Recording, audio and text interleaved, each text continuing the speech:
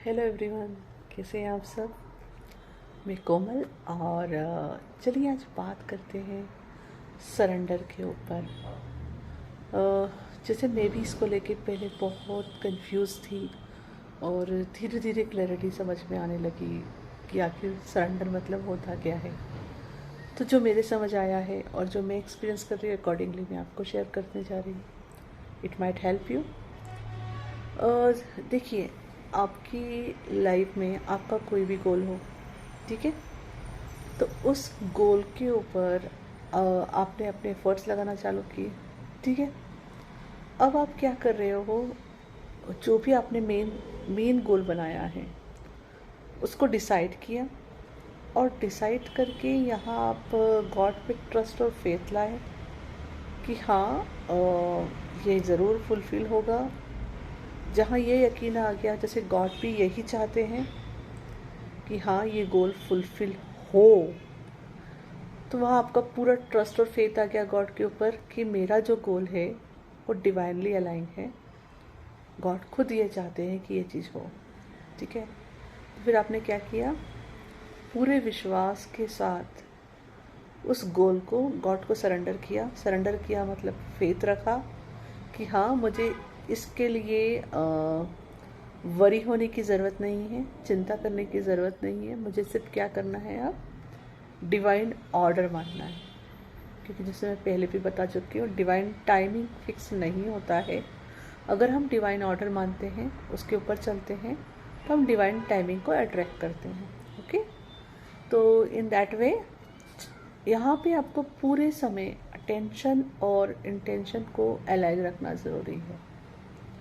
आपने जैसे जो भी गोल माना है तो फिर उसके ऊपर पूरा यकीन विश्वास होना ज़रूरी है सबसे पहले कि हाँ कि ये गोल मेरा गोल है और ये पूरा होगा। जब आप पूरे विश्वास के साथ वो गोल बनाओगे और फिर जो भी सिचुएशंस चल रही है उसके अकॉर्डिंग आपका वो गोल शेक नहीं होगा कि आज ये है कल और कुछ और परसों और कुछ, ऐसा नहीं होगा। गोल फिक्स ही रहेगा, ठीक है। मतलब आप अपना पावर अपने पास रख रहे हो, अपने आप का पावर किसी सरकमटेंसेस या किसी बाहरी फैक्टर को या किसी बाहरी शक्ति को नहीं दिया। तो अब आपने अपना पावर क्या रखा, खुद के पास रखा, अपने गोल पर पूरा यकीन रखा।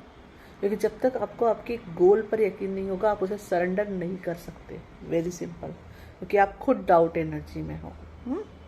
तो उस डाउट एनर्जी को निकाल के पहले गोल फिक्स करना बहुत बहुत बहुत इम्पॉर्टेंट स्टेप है सरेंडर के लिए। जब आपने अपना एक बार गोल फिक्स कर लिया ना कि जिससे आप टस से मस नहीं हो रहे हो, तब आप उसमें डिविनिटी देख पाओगे। तब उसको आप गॉड को पूरी तरह विश्वास के साथ कि हाँ ये मेरा गोल है, ये डिवाइन गोल है और ये गोल को मेरे गॉड मुझे अचीव कराएंगे, और आप गॉड को सरेंडर कर सकते हो। अब गॉड कहीं बाहर नहीं है, हमारे अंदर ही है, ठीक है। हम उन्हीं के अंश हैं, उनसे जुड़कर काम करते हैं। जब हम आए भी बोल रहे होते हैं तभी प्रभु हमारे साथ होते हैं, हमारे अंदर होते हैं। और एक अंदर से आवाज़ हमेशा आपको महसूस हुई होगी, जब भी आप पीस में रहते हो आप अपनी उस आवाज़ से कनेक्ट करते हो, और जब आप पीस में नहीं रहते हो तो हमारा जो फॉल्स ईगो है वो फोर्थ आता है और अपना काम करता है। मुझे तो कई बार एक्सपीरियंस हुआ है ये। तो ईगो को जैसे ही रियलाइज़ हो ये चीज़ हमने ईगो में की, उसके लिए उस एनर्जी में स्टक होने की ज़रूरत नहीं है। बस समझ लो ठीक है ऐसा हो गया, उसको लेट गो कर दो। फिर वापस से अपने पीस में आओ, अपने गोल की तरफ, प्रभु की तरफ पूरा विश्वास रखो। अब चलो मुद्दे की बात करते हैं। सरेंडर करने के बाद जो डिवाइन ऑर्डर की बात कर रही हूँ वो क्या है। जब आपको पूरा विश्वास आ गया, फिर आपने अपने लक्ष्य को प्रभु को दे दिया कि प्रभु ये आपको दे दिया है, मुझे यकीन है आप यही चाहते हो और आपके थ्रू मैं इसको अचीव कर लूँगी, ठीक है। अब उसके बाद आपने शेक होना बंद कर दिया।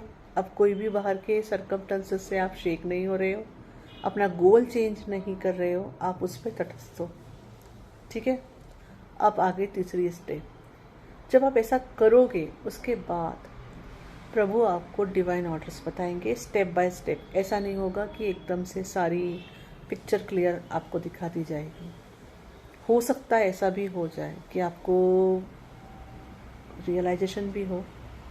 अब मैं रियलाइजेशन में मुझे ये समझ में आता है कि रियलाइजेशन का मतलब होता है कि रियलिटी को देखना, ठीक है, कि आपकी प्रेजेंट में जो सिचुएशन है वो क्या है, और एक ईगल आई से प्रोस्पेक्टिव देखना, ब्रॉडर प्रोस्पेक्टिव, ठीक है।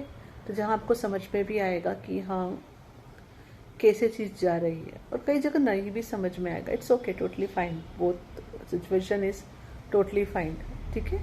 क्योंकि यहाँ आपका काम कॉन्शियस माइंड, लॉजिकल माइंड जगह चलता है।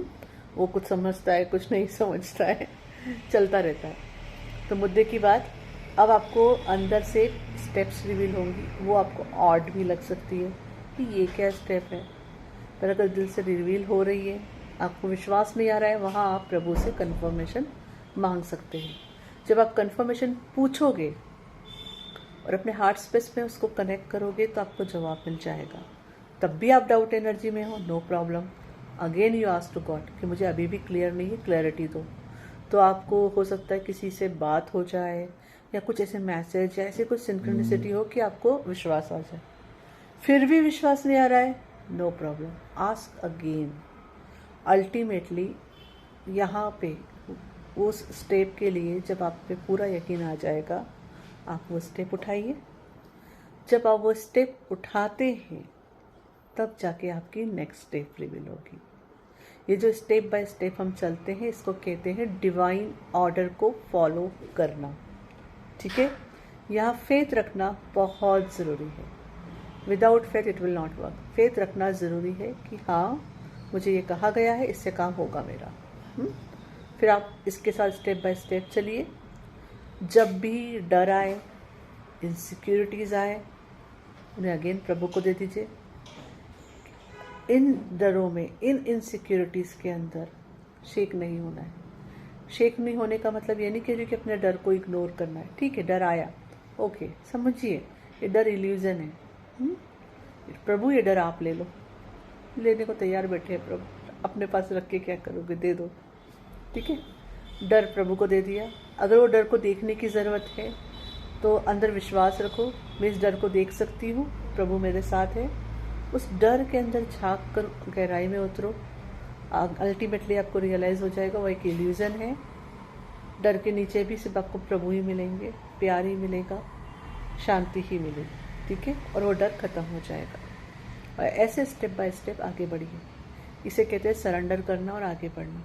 यहाँ आप बार बार उस बीज को खोद के नहीं देखोगे कि वो बीज कितना अंकुरित हुआ, कितने प्लांट निकले, कितने लीव्स निकले, ठीक है। क्योंकि अगर आप बार बार जाके उसे खोद रहे हो, इसका मतलब आप उसको नर्चरिंग के लिए समय ही नहीं दे रहे हो, राइट।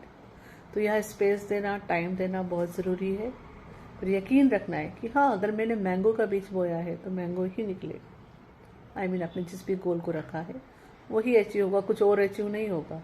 अगर आपने मैंगो का बीज बोया है तो आप उससे जामुन नहीं पाओगे, वेरी सिंपल सी बात है।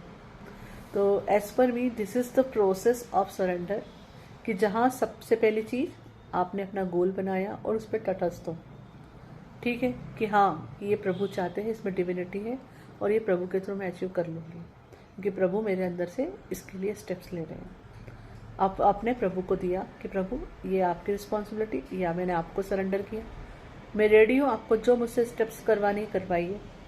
फिर आपको जो स्टेप्स रिवील हो रही है उस पर पहले काम किया, उस पर विश्वास लाया, स्टेप्स ली और आगे बढ़ना चालू किया। जो भी बाहरी सिचुएशन है उसमें आप शेक नहीं हो रहे हो, जो गोल है उसके लिए तटस्थ हो, उसको चेंज नहीं कर रहे हो और आगे बढ़ते जा रहे हो, ओके। तो as per me this is the process of surrender. I hope ये इन्फॉर्मेशन आपके काम है।